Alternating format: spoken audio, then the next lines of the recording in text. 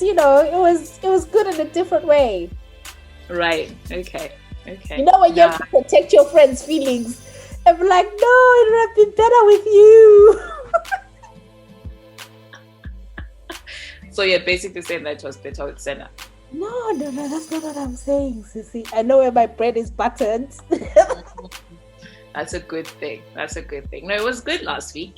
So you were over with Senna, and I had Tabo. For a co-host pod swap. Yeah. Co-host. Yeah, you swap got that pod. right. Yeah. And you went on and you were chatting with Senna about his tendencies of having female besties. Questionable. And I went on and I had therapy with Utabo. So that was quite good. Very interesting perspective, different take on a, male perspective, different generation. I learned a lot. From Tabo. So yeah, I think my biggest take was that whole, this could be the most amazing thing to ever happen. So just don't dip your toes in. Ngena hat basically was the moral of the story. Yeah. So it was good. It was good. How about you and Senna? I loved it, but because I want to talk about that, but before we do, welcome to everyone that is tuning in. Welcome to all our family, and welcome to our first time listeners. You're listening to Galen Sky's podcast, or GIS, with me, Natasha. I'm Xolie. I sometimes go by Nat. I sometimes go by Michelle. Yes, Michelle. So, for those of you who don't know, so last week we did the pod swap with 6 Foot Weights podcast. So if you don't know them, check them out. 6 Foot Weights podcast. They're 2 guys from Skies as well, doing their thing. But I have some questions for you, Con. I don't know, should I warm you up or should we? Yes, of course you should warm me up. Don't just juma me with things. So I'm not sure whether I should just juma you. Should I do the politics and then come back? Because I have questions. Stick to the regular structure. Okay, we're sticking to the regular structure because, hey! Okay, so I just wanted to, so we mentioned the pod. Again, shout out to Senna for joining us on Galen Skies. Yeah. And love the comments. The hashtag for the MVPs who stayed and listened to the whole thing was hashtag because Senna broke down the lyrics for Shwee's song called Ngafa. So shout out to Edwin Kosi. It's the breakdown of the Shwee Ngafa lyrics was highly entertaining. Also, let me look under the hashtag. And then at Ogambasel, I was thoroughly enjoyed the 6 Foot Weights and Galen Skies crossover. Hashtag and at Site_Mbo, who was I've been singing the song for years, and I was 2 years old when I found out what the story behind it is. Galen Skies, and I believe there was someone else. I think it was Stella, who also hashtag Ngege. So guys, if you have not listened to that episode, do also listen to 6 Foot Weights, where Xolie was there, and because I have some questions for Xolie about him. Well, I'm looking forward to this. We had, me and Sir Tabs, as he's called on Twitter, had an hour and a bit. For me, it was therapy, to be honest. And apparently, allegedly, Senna was the first 5 minutes was slander against his name. More really? don't know what he was talking about. Like it was all love. It was just a wholesome episode. In fact, somebody tweeted and it was like, oh, where is it? It was just like, oh, it was just such a girl from the south side. Sorry, at Kumbirai. I was like, this was a very, very wholesome, that relationship section. I don't know what emoji that is, but the little like that one. Mm-hmm. But yeah, no, I had fun. It was something I really enjoyed, and hopefully in the future we can do something all together. Okay. Just quickly, like on politics, I wanted to touch on. I don't know if you've seen. So the president of Tanzania, John Magufuli. I don't know if I'm pronouncing it right. He was reported to be unwell, and apparently has been seen in public in about 2 weeks. Oh, he has.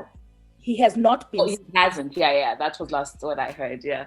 So it was reported that I think he was suffering from COVID, but it's all hush hush. There's very limited information that is coming out.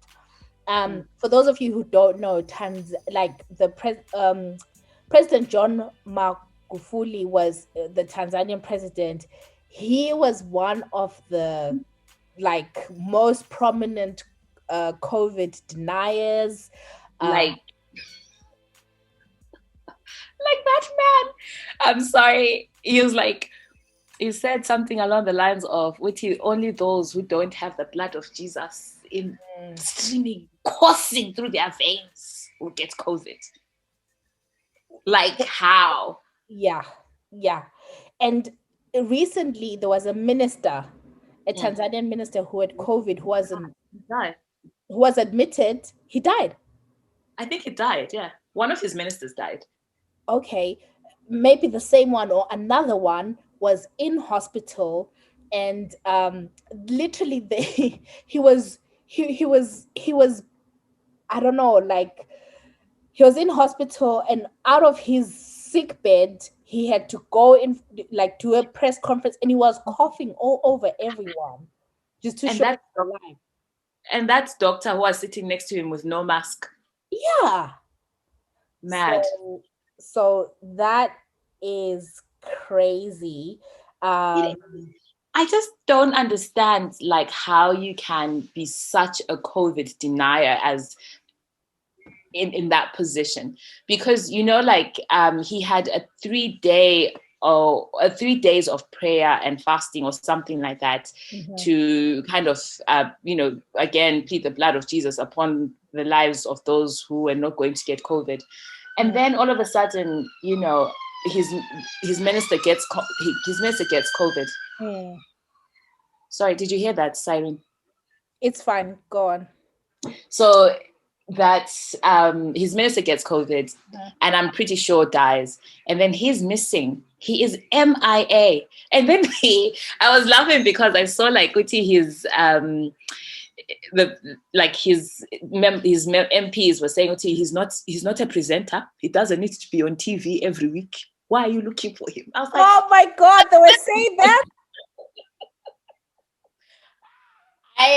Sometimes politics is actually freaking.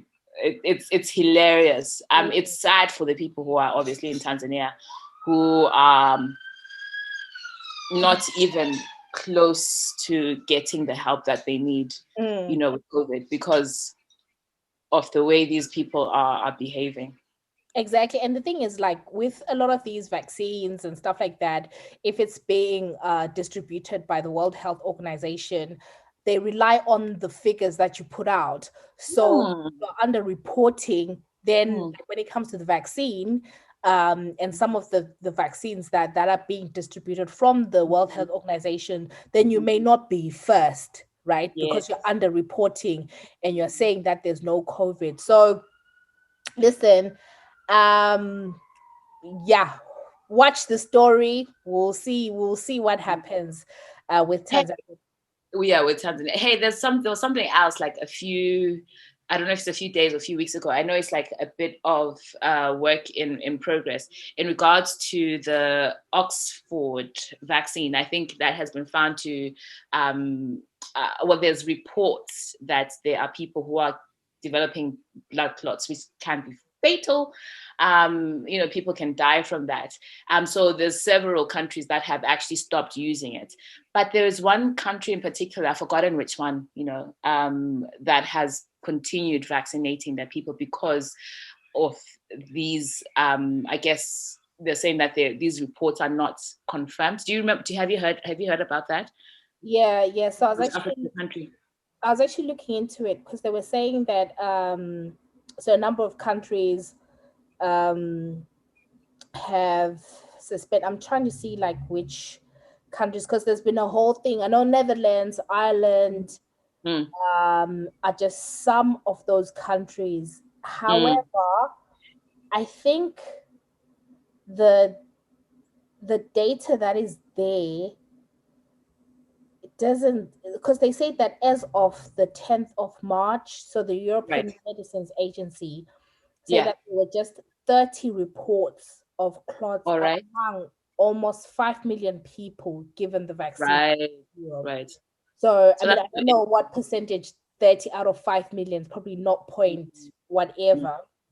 So the Republic of Ireland, Bulgaria, Denmark, Norway, Iceland have paused its use, and Thailand as well.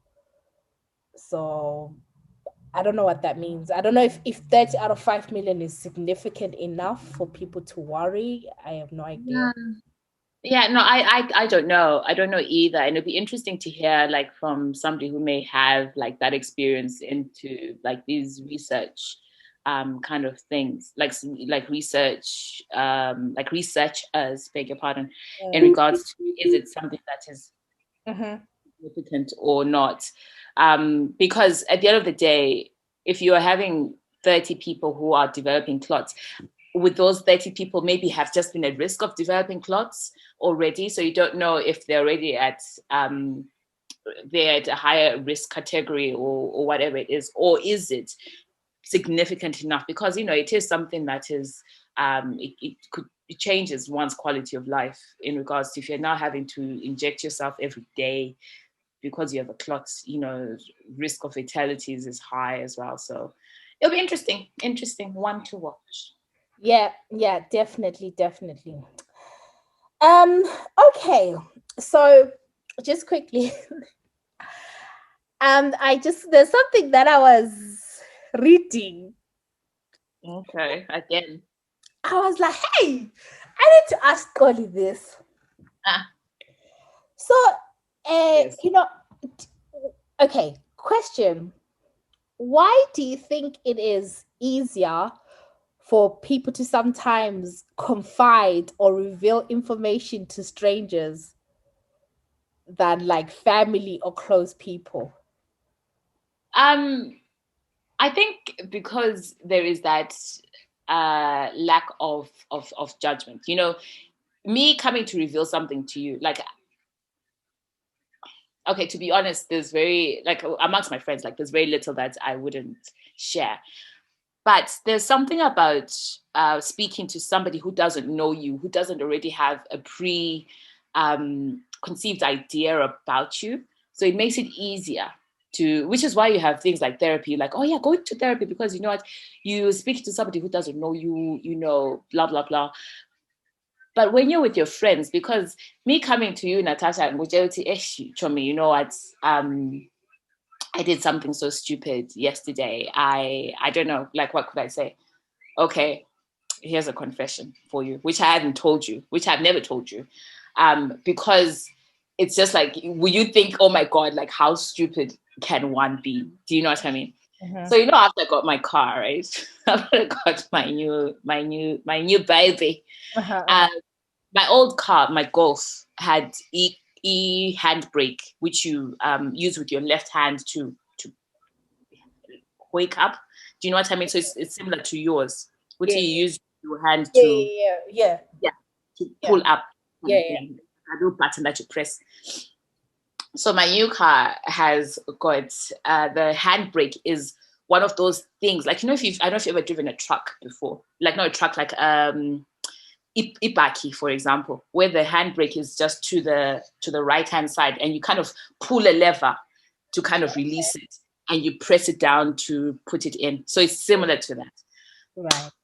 So here I am cruising, music loud. I am there wearing sunglasses, and there isn't even sunshine. I am there. I am your sister because I've just got a new car. And I went and I needed fuel.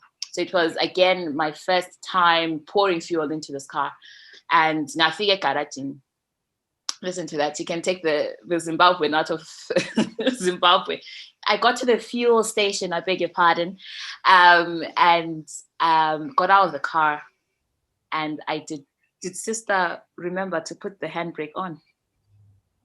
No, she didn't.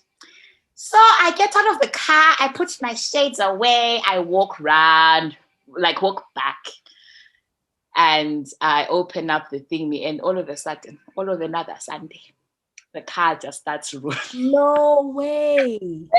I swear to God, this actually happened. I was so mortified. And I'll tell you what mortified me even more was that for some reason, of course, you just get this adrenaline rush. And I didn't know what to do. So I was trying to get into the car to maybe put the handbrake on, right? Yeah. This happened in a space of like probably less than 30 seconds. But I felt like I was acting quite quickly. So stupid me, instead of going around the car, like the back, I went in front of the car. So there was a Jesus. So, but this is the level of sometimes just coming back and having to talk about this, to say, oh, you know what, this happens to me, like, and this actually happened to me. So I think I only told I maybe told 2 people because I was embarrassed. So what did you do? So what happened was then, fortunately enough, like petrol station when I had, like sometimes there was just like not like a barrier, but a higher slab, like a platform. So the Africa bouncer off that, and it just stopped. Oh my so that's how, and literally there was like, if that little sledge wasn't there, the car would have actually rolled into the shop, broken the glass and everything. So I think I say this to say that sometimes, you're like, I wouldn't expect that from some. So I think there's an element of expectation. Uti, I expect you to be clever, to know better. So sometimes it's easier for me to tell this to a group of strangers than it is to come and be like, oh, you know what, this actually happened to me, And I'm one who's very selective, like, about my friends, so I've got a very close-knit of friendships. And I will find that there's people who I will go for, like, one who I will tell absolutely everything to, and one I will like, okay, so it's finances. This person will not judge me. Maybe judge is not the right word there, but this person will be understanding, Kanti, you mean to tell me you don't even have £2 in your account? How have you got to that stage? So sometimes you don't need that level of scrutiny. So you can tell that I can come and tell you, hey, Natasha, I know things are really tough. I don't even have £2 in my account. What do you think? I feel like I've rattled on there for a good minute. That makes sense. And I mean, that's surprising to me because I'm like, why would you be embarrassed about? I mean, to me it's funny, but maybe I look for the funny things. Exactly. So I think with you there is always that element of, silliness will always come in, and you be like, and you can laugh it off, whereas some people will be like, sure.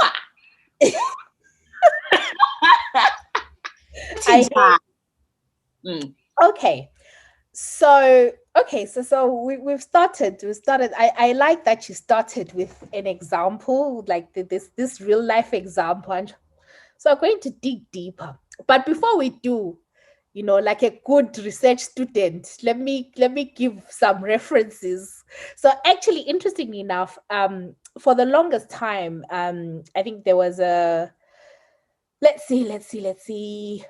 Um, I think there's always been a notion. So this is an article that was on quartz.com, right? And it talks about a Harvard sociologist explains why we confide in strangers, right? And said that so in 1790 or whatever, this psychologist called Adam Smith had said that we can only expect real sympathy from real friends and not from mere acquaintances, right? But Wait, say that again. We can only expect expect. real sympathy from real friends and not from mere acquaintances, right? So this was Adam Smith in 1790. But then the article goes on to say more recently, in 1973, a Stanford sociologist, Mark Granoveta, established that as a bedrock of social network analysis, the idea that we rely on strong ties. So we rely on strong ties for support and weak ties for information, right? And there's a more recent Harvard sociologist, Mario Small, who kind of flips it on its head and says that people's true pool of confidence is everyone they run into. So it's not about your close people, it's just about who you come across, who you run into, right? And says that according to his research, that the research suggests that nearly half of people that were surveyed said that they half the people with whom we discuss important matters are not those we identify as our closest confidants, right? But what he then goes on to say, which I thought was interesting, is that we rely on strong ties, but it's not the whole picture, because it could be that, and then goes on to say, it's quite long. It's an interesting article. Goes on to say, like, some of our closest ties, like families and all that, are the most complex relationships. So, so you keep parts, and sometimes you don't know like how that's going to be used and everything. So yes. I thought that was really, really interesting, because I do come across situations where I find that, like, I can just, sometimes you just meet a stranger and you can tell them like something you have never told anyone, and after that you're like, yeah, like, yeah. Mm-hmm. Yeah, no, for sure. Like, I can attest to that for sure. I met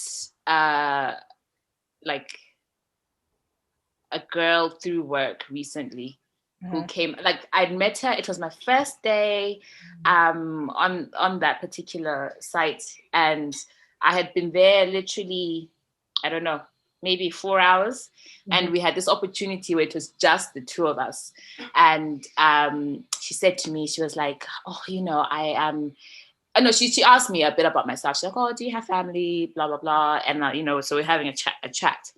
And then she's like, oh, I've just found myself in a really tricky situation. And I was like, oh, okay. Well, what's the situation? And she goes on to tell me that she's been in this relationship and she doesn't know how to get out of it. She's like, we are living together, but I know that my heart is not in it. I don't want to be with this, so she's with the guy. She's like, I don't want to be with this guy anymore. I find myself gravitating towards this woman who's also a nurse and blah, blah, blah. So she painted this whole picture. And she was like, I don't know what to do. And I was like, oh, okay. It's just literally, it took me by surprise. And I think one of the things I do well is I try not to have a very emotive face. So I then said to her, so then we just literally broke it down and we just had a bit of a chat. And so, yeah, I can see why you can sometimes get ideas from off from somebody, you know, you get who you don't know, because you want that different perspective. And again, from a personal experience, I literally, like, I met somebody through work recently again. And, you know, like, there's things that I will tell you guys, like, I'm like, oh, you know, this and this is happening. But sometimes, like, if you want to get a fresh perspective, like, you know, because I know that there's an element that I am your friend. You will always protect me and my interests, you know, and that's the way it is, isn't it? But sometimes you're like, oh, okay, I wonder what somebody else would think. So, you know, and so I actually have run something by somebody else. I'm like, oh, you know, what do you think about this? You know, and you get the same viewpoint, and you're like, okay, so it's pretty much the same. So okay. No, I completely relate. So I think there's two things that we've got about, you know, the ease of talking to strangers and sometimes just wanting a different take. Okay. So I was listening to episode 38 of 6 Foot Weights, Ben 10 Theory, featuring Xolie. So, you know, at the top of this episode, we said we did a co-host pod swap. So, I mean, because this is information that is publicly available and has been publicly published. So, please bear with me, ladies and gentlemen, and Xolie as well. I wanted to play 2 snippets, right? So that we can discuss. Because I was listening to this and I said, is another podcast getting exclusive content? You didn't think it would be a good idea to perhaps forewarn me to say that this was going to happen. You decided to hijack the podcast.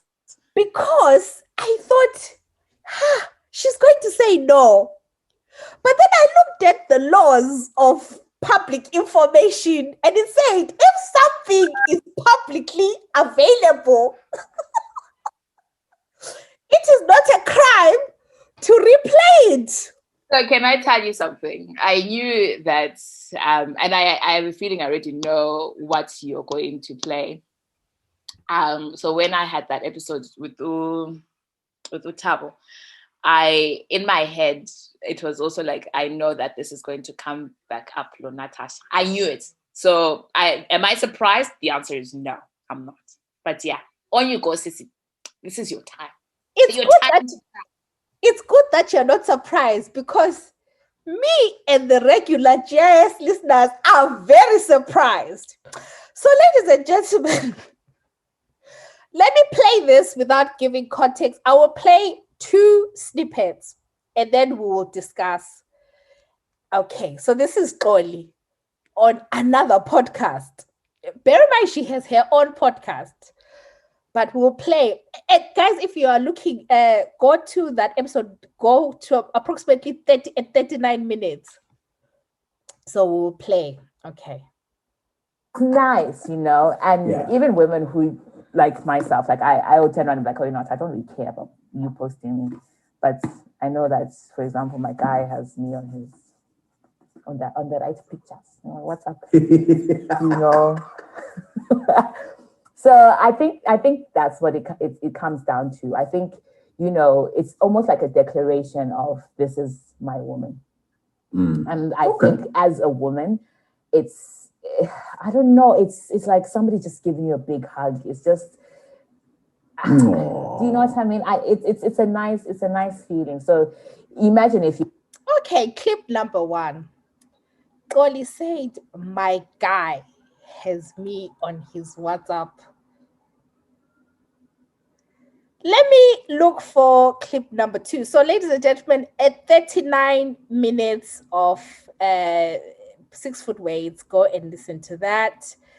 And then we'll fast forward to the other juicy part. Let's see.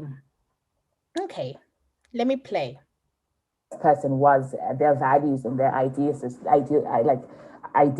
stuff like that.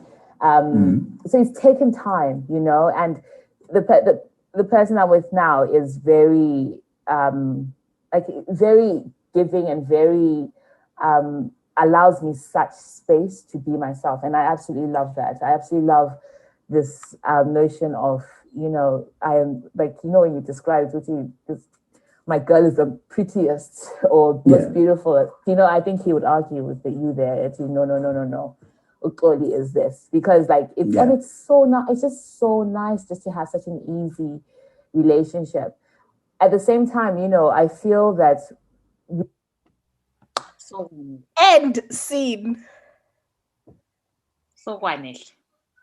But okay, so what is your question exactly? No. Because what you need to realize as well is these for me and you, these are conversations we have all the time, right? And we don't necessarily bring it on the pod. But I've never not come out with the information. And you have taught me that it's okay to come out with this information. Whereas before I'd be like, nah, I don't want to talk about this person because 6 months later they're going to be walking down the aisle. No. So no. I don't bring it up to say it is wrong. I bring it up to actually say I was proud of you. Like I listened to that and I was like, oh my God. And I just thought also, I think you've alluded maybe here and there, like on the pod, but like this is the first time I was like, is this Xolie? Like, I was like, Xolie with the curve is actually coming out saying my guy. So no, and then I really did want to ask, no. So it's the congratulations. And then the part 2 was the different take, because I thought the conversation that you had with Thabo, to me, I found it so interesting as someone who is not in a relationship, right? And listening to two people who are in relationships, and you could tell that you are both in healthy relationships, right? And I particularly loved, like what Thabo was saying about, you alluded to it at the beginning about dipping your toes, and what he said, I'm paraphrasing, is you don't always, people fear failure, and then because they fear failure they hold back parts of themselves, and they just dip their toes in the love ocean and not give fully of themselves because they're afraid that, oh, what if things don't work out? And I loved what he said when it was like, it doesn't matter, like it's not about, you'd rather have X amount of years having received and given love fully than not. So I think there's two things. You can take it however you want to take, which was one, I was like, okay, like, you disclosed to 6 foot weight audience / some of whom are strangers. So I think some of our GIS families like, yo, work one. And then secondly, was there a part where, because I do feel like some of what Thabo was saying is things that maybe you've heard from your friends, but I felt like you received it differently, which is not bad at all. Like, I felt like you really so I just wanted to get your take on that. Well, Your Honor, I acknowledge the evidence that has been presented, and I would like to say that I think there is an element of growth in me, to be able to come to a place where I can actually openly talk about these things. And I think also one of the joys of doing the podcast is that I'm also learning a lot about myself. It's when we have discussions and you tell me, when are you curves, Lapa, you didn't answer the question, Lapa, or when you say that I'm the master of deflection, these conversations that we have, that even that may be said in jest, they do resonate with me, and I do realize that there's an element of truth in that. And the reason why I do not openly disclose, and this is something that I've said that, we should talk about in a future episode, is because I feel, especially talking to you, and correct me if I'm wrong, I also feel like we're both perfectionists, quote unquote. I would say I'm a recovering perfectionist. So I like to portray this very, this side of me that is thriving all the time. But what I've also learned as time has progressed is that I'm not really being my whole self. So that's back down to episode what? I don't remember. So check out our previous episodes, guys. Episode 5. Yeah. So I think from that and growing and learning, and yes, I've had a relationship whilst the pod was starting, and so yes, I'm like, do I talk about these things? And then somebody comes and then it will cave. And that has happened before, but it's also not to, and what I get from you, Nat, is not to take yourself too seriously. So I think all that has kind of come into one, and I am in a very healthy relationship, which I feel happy to talk about, happy to let people know, because I feel like, what, yeah, it's an experience. And the words that Utavo was saying, Uti, what, that's the experience that you get. It could be the best experience. It could be the best 2 years of your life. Mm-hmm. And that is what I was taking away from it. And because, there's relationships I've had in the past where I can look back now and be like, oh, what, that ended badly, but there was something that we shared, or, maybe I don't know, maybe my current will not appreciate this because it doesn't like this. But, where I can look back and be like, oh, we went we went bungee jumping together. So, and even though that relationship ended not in a particularly nice way, that was one experience that I can take away from it, Do you see what I mean? So I think there's a myriad of things. I think what you're getting from episode 5 to, what episode is this now for us? This will be 72. Episode 72 is that I feel like I have grown as a person, and I have now in a relationship that has allowed me to kind of grow in love and in confidence and in all these things. Yeah, no, listen, like I loved it. And then was there and so we interview? Yes. One last. No, but what I'm saying is, was it different just getting a guy's view and perspective? Like how was that? For sure. And I think because I have never, like, prior to that episode that we recorded, I had never spoken to Tabo before. Yes, we've had interactions on the timeline and stuff, but I never had his number. So he's not somebody I could have picked up the phone and like, hey, what do you think about this?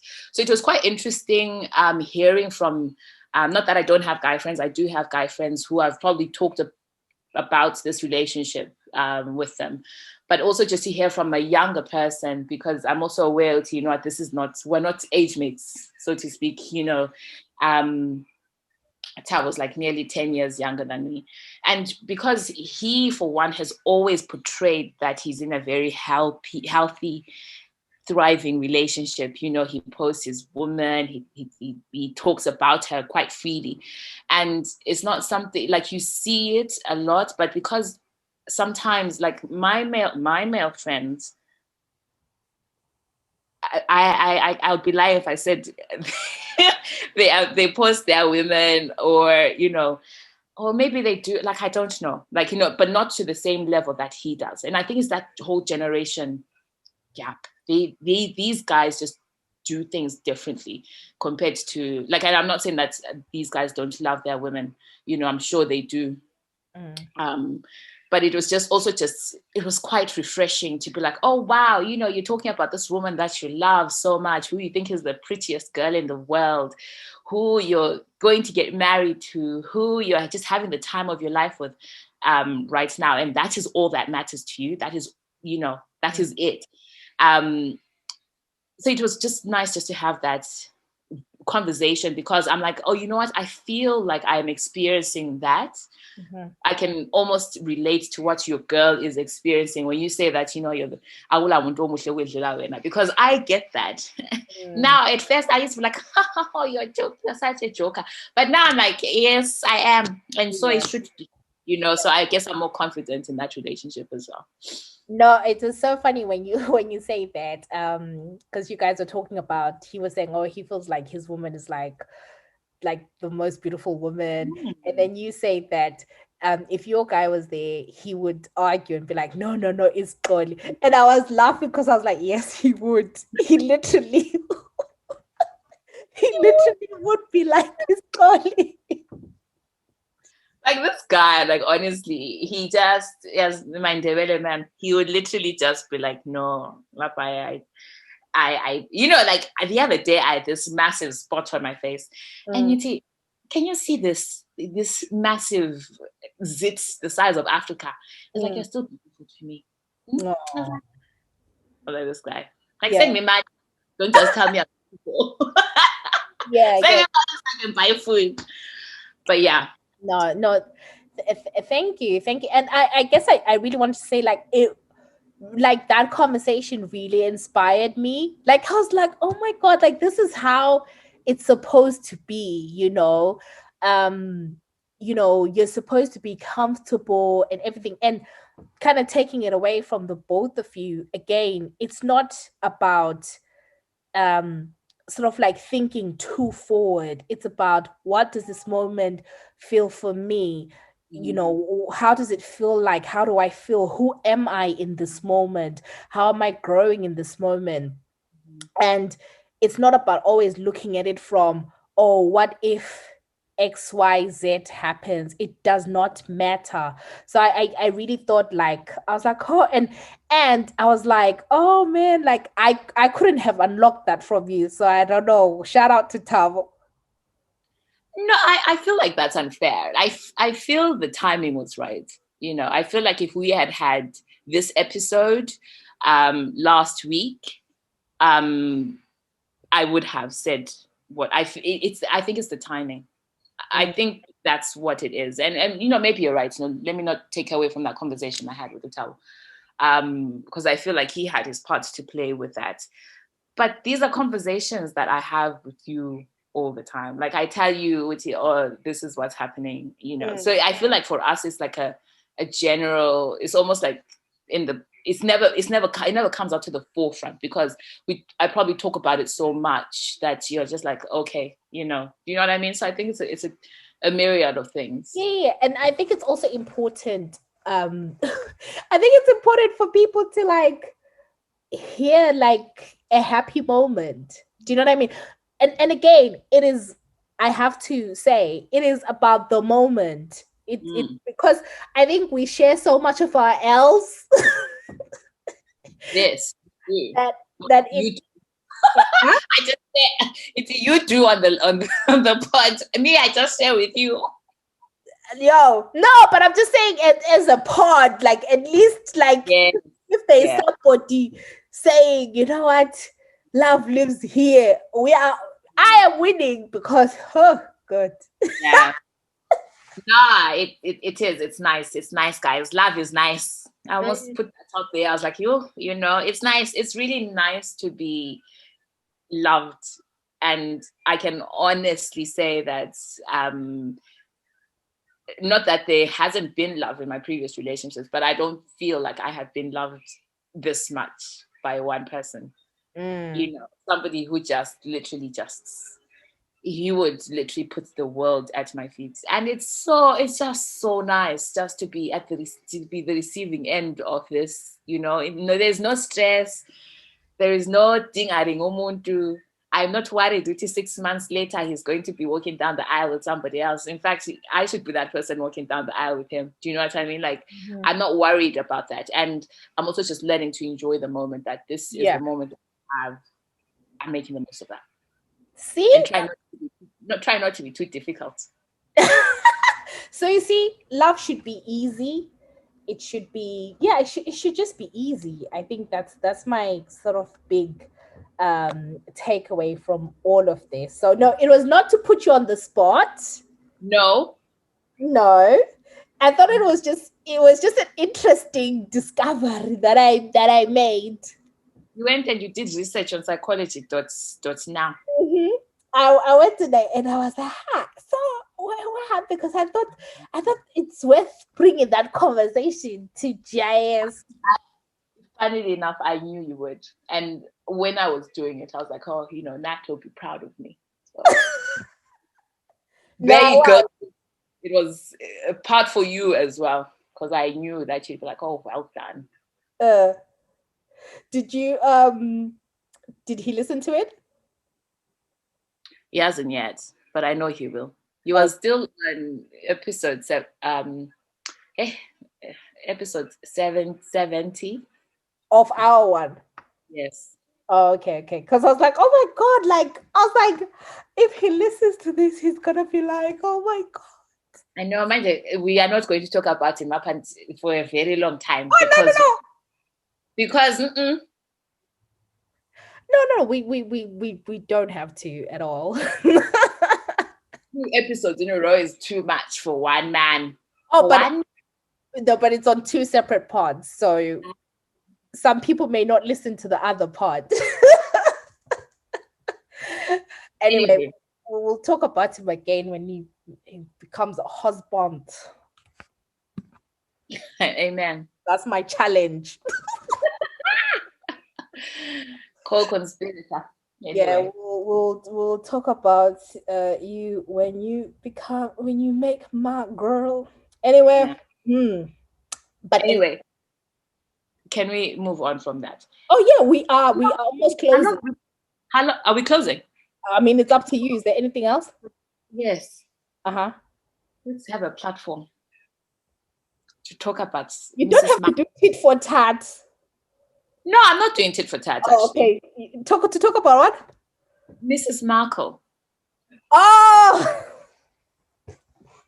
just a few minutes to just have a safe space, a safe environment to talk about what our thoughts are on the current princess crisis.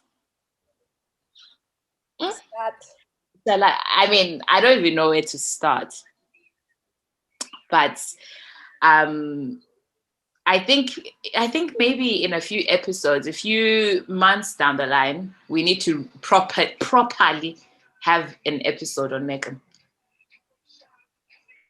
and really just dissect. Maybe we can look on psychology now to see what it is about building relationships and family dynamics and family relationships and how that makes one build relationships, etc., etc. You know, like, what did you think? Yeah, I'm afraid to give my thoughts, but it's a safe space. I am very afraid. Okay, listen. First of all, what I will say is that okay, many things can be true at the same time, right? One, I am Team Meghan, right? In the sense that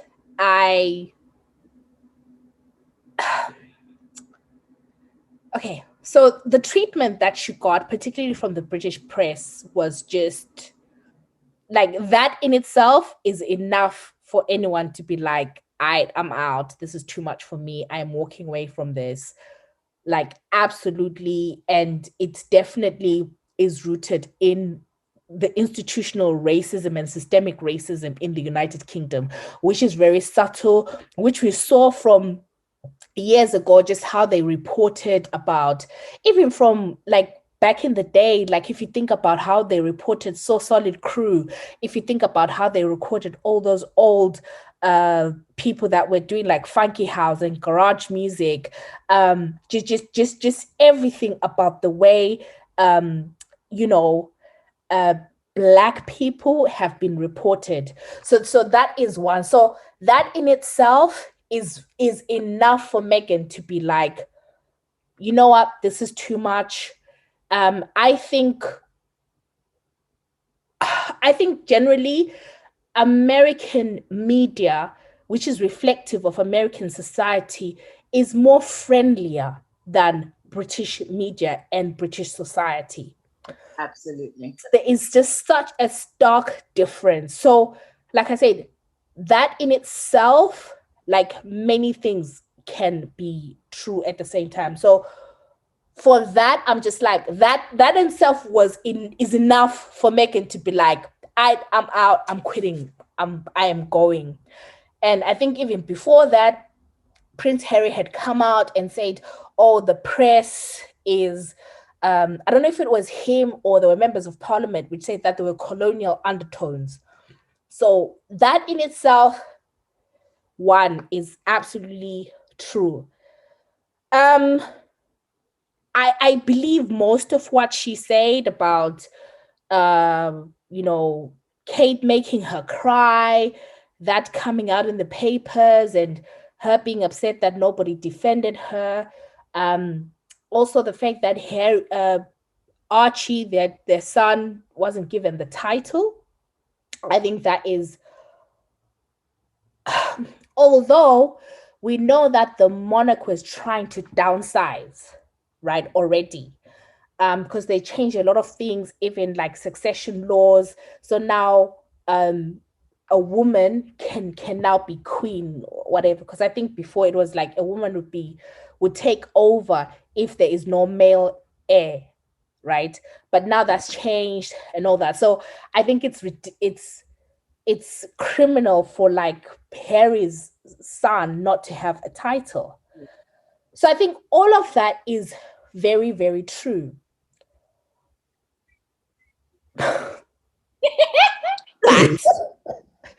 My issue, which again I need to sit back, and my issue really is around perhaps the interview itself. Okay. Happening and the timing of it. So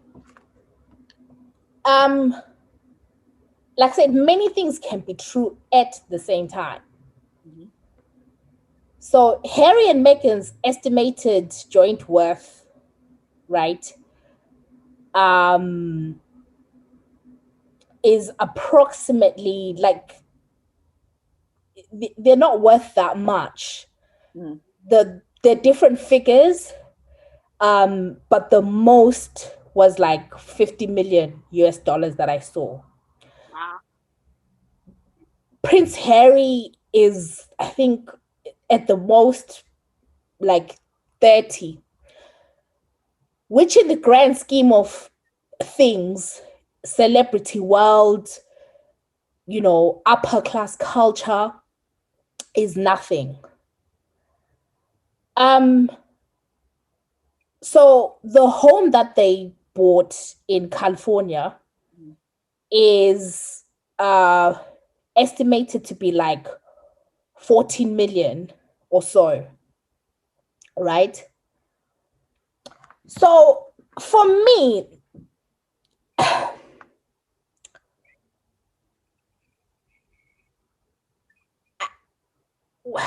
I went to school, right? I learned a bit of economics, but not advanced. Mm-hmm. But I know that these people don't have the money for their mansion. Mm-hmm. So there's no way you can tell me that this interview is not supposed to propel for more opportunities. Oh, yeah. And there's nothing wrong with that, mm-hmm. right? But it is what it is, right? That's to say, many things can be true at the same time. Mm. So there's that. And there is the whole like, okay, so Prince Harry, that's his worth, but clearly, was Prince Harry just not willing to work, or clearly he has maybe no skills, because like that's why this is happening, because you now have to rely on the skills that are in the household, which mm-hmm. is Hollywood celebrity, the attention economy. Because if I'm in, so for me, I'm kind of side-eyeing Harry, because I'm like, are you a man with no plan? because now we have to do this interview. And then so that's my the interview bit.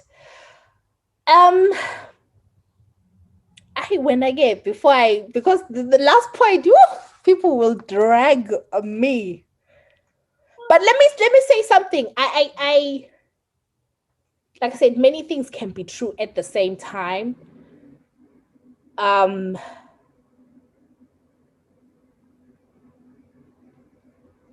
I think these people were not fighting for systemic change, rather their own economic survival and economic advancement. Yeah, no, I think it'll be really nice, I think in the next few months when the Meghan crew has, calms down to really look into this whole, like the whole journey from leaving their royal duties to the interview, just to kind of really look at that, but also to kind of look prior to that, like to look at Meghan as an individual. Because, there is a lot of systemic institutional racism, as you've identified. I think it was only fair that she packed up her bags and said, you know what, I'm not going to bring not going to raise my child in this environment. I'm not going to have a relationship with my husband in this environment. I want to be away from it. That is fine. But it's so difficult. But it's interesting, and this is what I said even on like episode Lotabo, when I said we really need to look at an individual. We need to look at how you are as a person, how you interact with your family, and the impact of those relations to a family that you are then molding, bringing into shape yourself. Because a relationship got Meghan with her mom, with her dad, the royal wedding. Again, the question is forever asked, Uti, where are her mom's cousins? Why weren't they invited? Why weren't they there? Like, I think we need to be very objective about it. We need to take a step back and not be too deep in our feelings, because you know what? I am for Meghan. I am for her. Like, fight the institution, because they can't treat women, they can't treat Black women, they can't treat people who are just different from them differently. And, this is a clear case of what they have done in the last few years that she has been married. The moment that she infiltrated the palace, we can just see from day dot, she was treated differently, even when Archie was born, the way the press reacted to that. There was that guy, I've forgotten his name, who compared Archie to a chimpanzee. So there's all these racial undertones to this, which are constantly denied. And I think that pisses me off a lot. Why can't people just call a spade and be like, you know what? Illusion of inclusion is real. You feel that you are part of us, but there is that batuti, you're not a part of us, and you probably never will be. So I think there's all these things to it. And again, I will repeat, I am for Meghan, I'm for her. She's a woman. Does she see herself as a Black woman? I don't know, but she's a woman, so I will stand with her. She is mixed race, so I will stand with her from that part, and that there's that Blackness in her, so I can relate to that within her. But there's also, that is another question that I find myself asking. How does she see herself with Meghan? Like, how does she's not one with 4C hair. She doesn't have hair like us. Do you know what I mean? No, and I think I was listening to someone that said, or I don't know if you guys say that, but I think part of this is because this was the first time that she had been confronted with the full force of anti-Blackness, right? Because this is a white passing woman, right? I did not know she was Black. I thought she was a white woman on Suits. And she's 25% Black, but because we know of the warped American society that says that one drop rule, then everyone is Black. And I personally just have an issue with that because, as an aside, I just think it is important to celebrate our diversity, even within, being people of color or being Black, because if a young Black girl has tightly coiled hair and proper 4C hair versus someone like Meghan Markle versus a Mariah Carey and Alicia Keys, and then you're all grouped under, oh, you're all Black girls, what does it do for that girl, who looks like Lupita? I mean, people should be able to celebrate their dual identities. And I think as the world, we don't need to buy into this American system, which was based in racism, because they were saying, oh, if you have one drop of Black blood, you are not worthy, therefore we will call you Black. Whereas now we kind of celebrate it, but actually, no, people should, if you are half white, half Black, you should be able to stand in those dual identities and say that's who you are. Because Megan's mom is biracial. Megan's mom is half Black and half white. But again, because of the warped American culture, she's deemed a Black woman, right? Because we don't celebrate that diversity. And then Megan, rightly, I think, identifies as biracial because she has a mixed race mother, a biracial mother, and a white father. So I think I kind of almost feel where people have been saying that, oh, if it were a Black woman, it would be worse. I kind of feel like if it were a Black woman, because you live and breathe this, you almost would have known. Yeah, there's preparation for it. You're prepared. And not to say, Wuti, you should be prepared to accept, right? But it just means that you would have known the extent of what you are going into and would have made an informed decision on whether you want to be a part of it or not. I just think Megan just did not understand what she was walking into at all. Yeah, I agree 100%.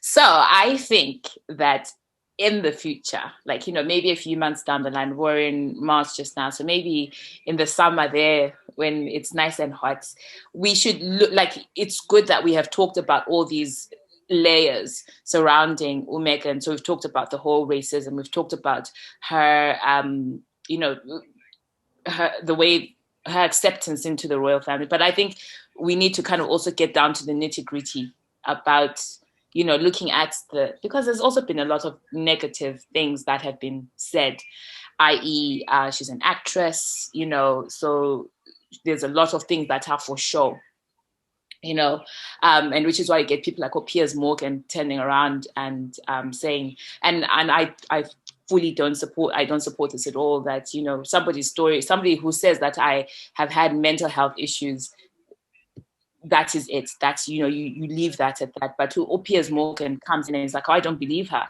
because this is who she is. She's an actress, blah, blah, blah.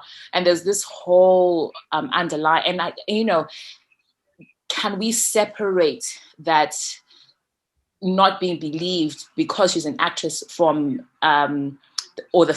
or can we separate it from the fact that she's, there's this racial undertones from it? Does that make sense? No.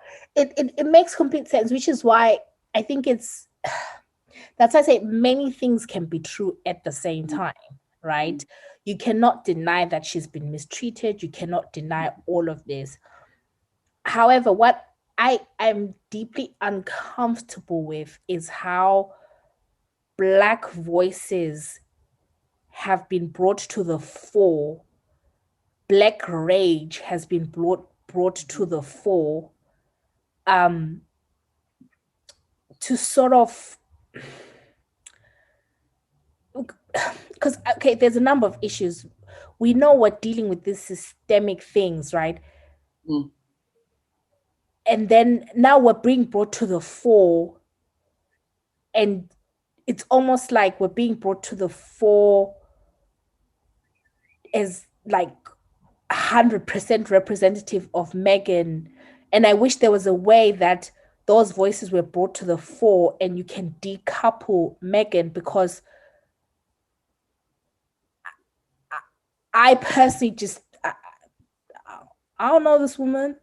Like, and I think also it's dangerous because these people that are being brought to the fore, the Dr. Xoles and everything, yes, Black Twitter, us, we're going to be like, yes, we're going to retweet Kelechi, we're going to be like, yes. But then do we know the full force that comes against those women for speaking out? Because are we economically going to stand up for them? Are we going to buy their books? Are we going to make them sustainable? Are we going to sign up to Kelechi's Patreon so that, you know, she can continue talking, right? And then you find that the colorism is sort of playing in, because then the mixed race women, the biracial women who in the United Kingdom get all the opportunities to be on camera because they are the palatable Black, they are the acceptable Black, all your Rochelle Humes, all your Afua Hershes and everything, they're quiet now because, you know, why are they not speaking up really and actually articulating their experience being mixed race and being biracial and really facing that anti-Blackness because part of them is Black? I think I really want to see, yes, I want to see the Black women, Black voices getting opportunities, but I don't know if it's worth getting X thousands from Sky, right? For you know, and then the rest of the year, you're not really getting bookings. You're not being called for those documentaries, because and then they want us to be angry. They want us to. They're bringing us to show that rage, but we want to talk about fluff. I like, you know, bring Black women on to talk about travel, holidays, about, yes, we want to go to Santorini. This is what we're doing after lockdown. We want to talk about how we are furnishing our homes. Like, call us for that. Call us about how, like, you know, what sort of things are you interested? What color schemes would you be? Like, we want to talk about our cooking and our baking as well. We do other things besides you know, exemplify Black rage. And I feel like, you know, again, after the whole Kelechi, Dr. Xolie interview, like their response to the whole Megan thing, I was like, do you know what? As a woman, you are constantly having to explain things to people, right? So you're constantly having to explain things to men, because you know what? No, it's not safe for you to say hello to me in the middle of the night that doesn't make, in the middle of the night, like on the street. Don't say hello to me. You know, it makes me feel unsafe. You have to explain that to men, that, you know, when you're walking on the street, and then a man is behind you, that is terrifying. You know, you have to explain that to men, because they're like, oh, I didn't know that. I'm not going to do any harm to you, but you have to explain that. And then on top of that, you have to come on to explain that as a Black woman, these are the experiences that we share. These are experiences that we share in the workplace. These are the experiences that we share when we're out socializing. So you're having, again, to explain that. And I feel like constantly with every layer, there is so much more that we are the ones who are having to speak up. And it's most of these things that are not, you know, like you said, it's almost like exemplifying of rage. You know, you have to like always constantly, and which is why we have this persona of the angry Black woman. You know, we're not like that. You know, we want to, like you said, talk about the fluffy things. We want to talk about other things. I want to tell you about my plants that are dying outside, and actually, now that it's spring, they're coming to the blossom. I want to talk about that. But we're constantly having to speak up for other Black women in situations where they may be vulnerable, where they may not be heard. Not only just Black women, we also have to talk about women, because where gender pay inequalities come in, we are the ones speaking up. We're speaking up for not just Black women, we're speaking up for women first of all. And then we come in to talk about, actually, as a Black woman, we also experience so we experience pay inequalities because of color, you know? So it's exhausting. It is exhausting. And I saw Kelechi after she had done that interview, and she was saying that she's like, I'm just tired. I'm tired of having to explain. And I was like, sis, like, I get you. Like every day of our lives, you're just teaching, and this is what we have to explain to our children, that, you know what, as a Black child, these are the things that you need to be aware of. You need to I love the texture of your hair. You know, nobody else is being taught that, but you're already having to explain that to them. You know, this is who you love. Your name, because your name is unique.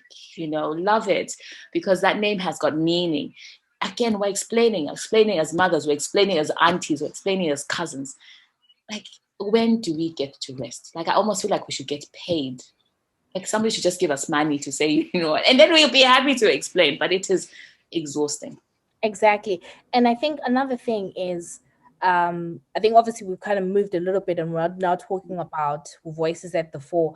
And I think there's something about it is always the most persecuted people that are able to empathize with injustice, right? So even if you look at the history of, you know, recent things that have happened, even with Black Lives Matter, all these different movements, actually a lot of them have been started by Black women, and actually queer Black women, right? Because there's so many intersectionalities that they're dealing with, right? Being queer, being women, and all that stuff, and they're always at the fore, right? And guy, we say this is going to be a short episode, but then, you know, if you see what's happening in the UK now, there's been this really tragic story of Sarah Everard, this woman who was abducted and unfortunately, you know, found dead, and it looks like there's a police officer that's been charged with her murder. So she was literally kidnapped whilst walking, right? And there's been just so much rage around that, right? And women coming out, and you know, this is a white woman, right?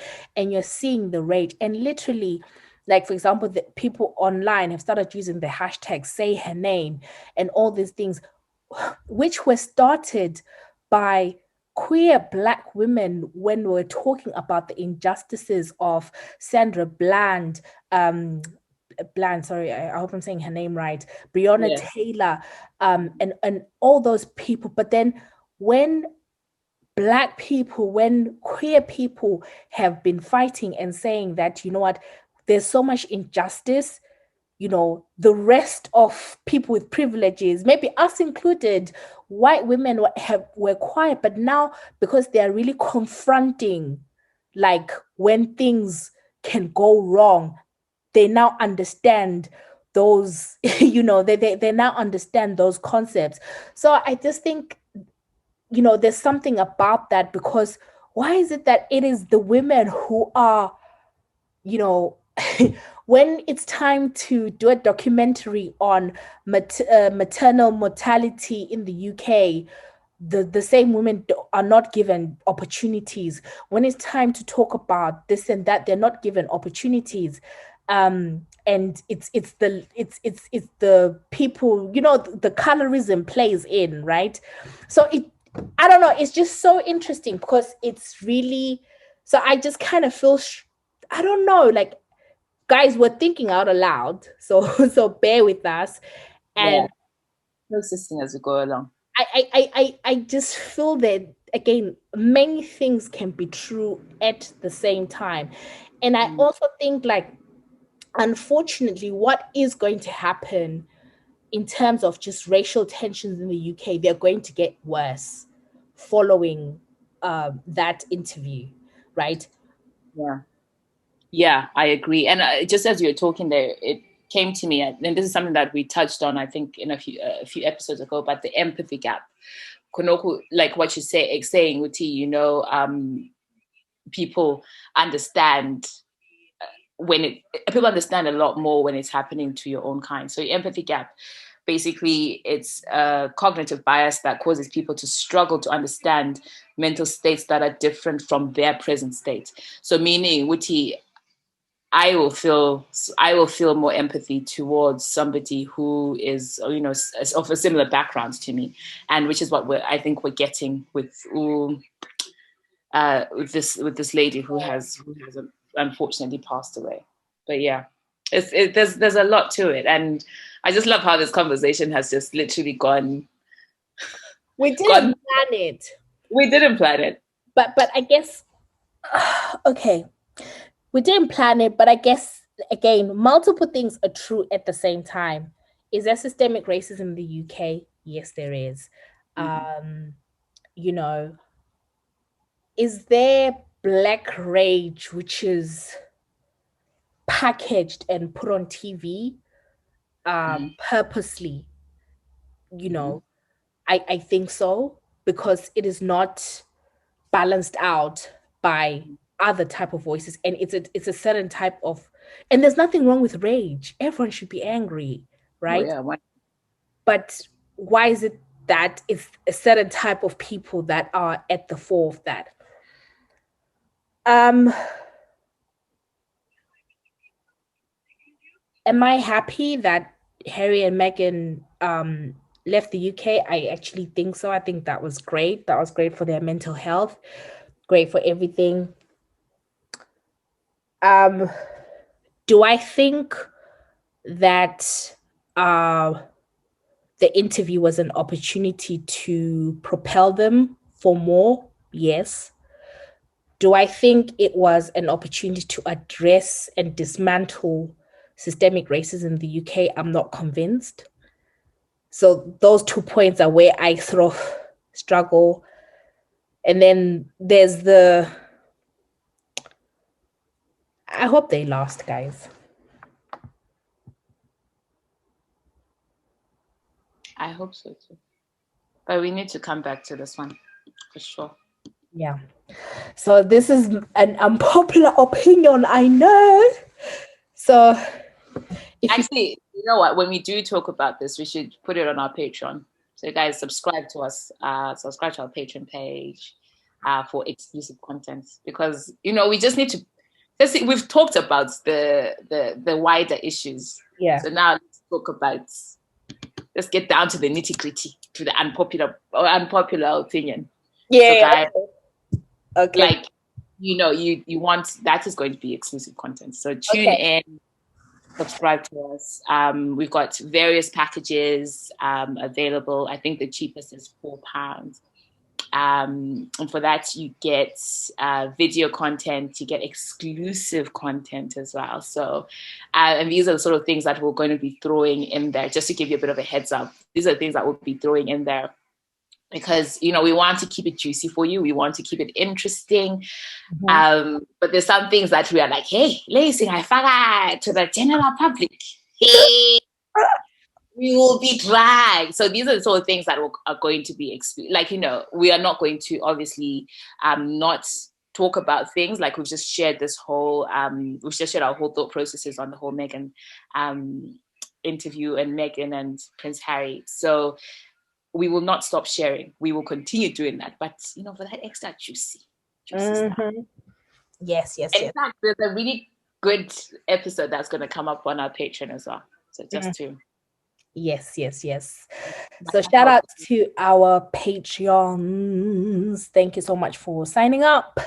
And if you would like to sign up, patreon.com/Gallons Guys, links in all our bios. I think I'm done. If you've come to this part of the podcast, please #unpopular opinion. Yes. Yeah. And let us know what you guys think as well. It'll be really interesting to know your thoughts. So let us know what you think. Yeah, no, it's a good idea. Yeah, I will share my real unpopular opinion. Hey, I need to now to come clean. I face. I want to talk from the heart. Yeah. Okay. I think I'll share my real unpopular opinion there. But yeah. Anyway, Xolie, where can people find you on the social media? You can see on Twitter and on Instagram, News Getting Guys page. Yes. How about you? At Malika Deva on the Twitter. And on Instagram, we're at, for those who may be new, listening to us for the first time. We are at Gal in Skies. Facebook? Gal in Skies podcast. Hey, Twitter. Gal in Skies.